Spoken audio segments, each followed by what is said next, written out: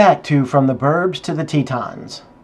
So several things happened off camera, either due to operator error or the batteries died. But you can see there's a third row of wood on that front retaining wall, and it's notched in a little bit so that I can do an overlapping corner. In addition, there's 3 2x4 posts in place to hold it.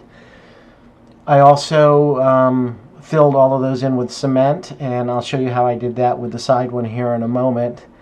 And also filled in underneath and behind the retaining wall with some cement. It should be about 1.5 inches to 2 inches. This isn't, a normal footer. It's kind of my, I don't know, cowboy footer, I guess, by the seat of my pants. But the real thing that we're looking for is for it to hold it in place, not to support it. I like this better than just putting rocks there because it fits perfect to the wood, and there's constant pressure from that concrete all along it instead of here and there and from rocks. If you think about it, with rocks, you're probably lucky to have 25 to 35% of the wood being pressed against from a heavy substance, and then with the concrete we have basically 100% of the wood being pushed against from the concrete.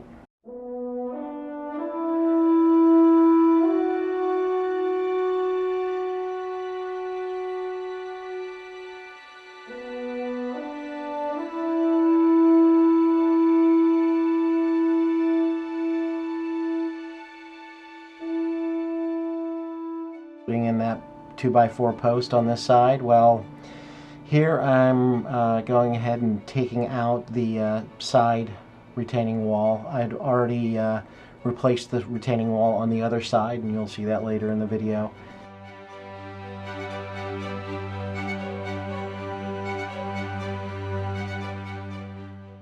Now, I'm sure some of you are thinking, it's like, well, that piece of slate's just about to fall out and the heater's going to fall over, and what are you doing? Well, what I've done is I'm using air shims, and I've got an air shim underneath the front of that heater that's actually holding the whole front up, so it's kind of like a 3-point system holding it up at this point. I'll go ahead and get that back in place, still using the shim to keep it up in the air, get it all nice and level so that it situates nicely.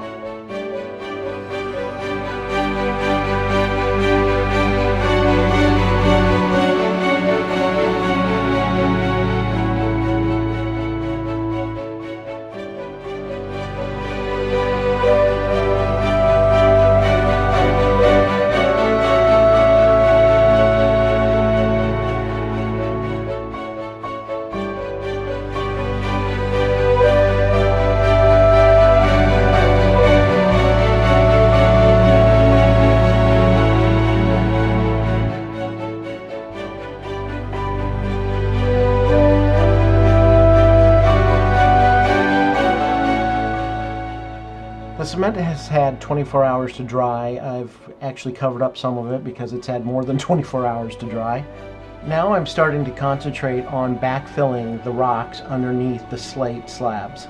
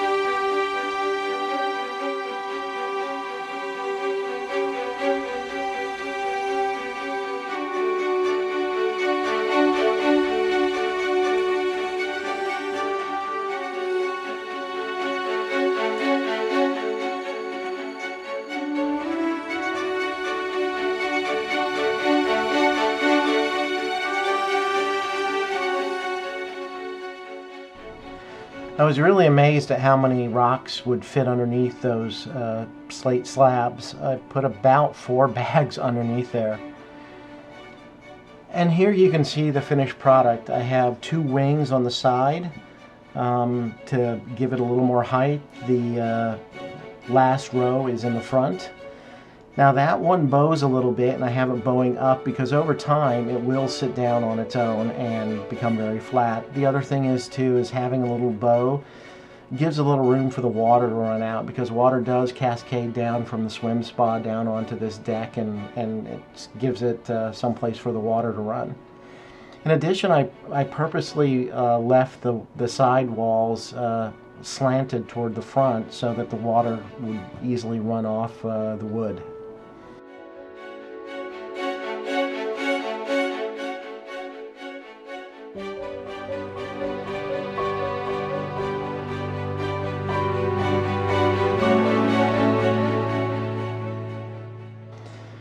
If you have any questions, please put them down below. Any comments? Love talking to you guys about the work I've been doing. If you like the video, please give it a thumbs up. Would love for you to go ahead and subscribe and come along for the ride.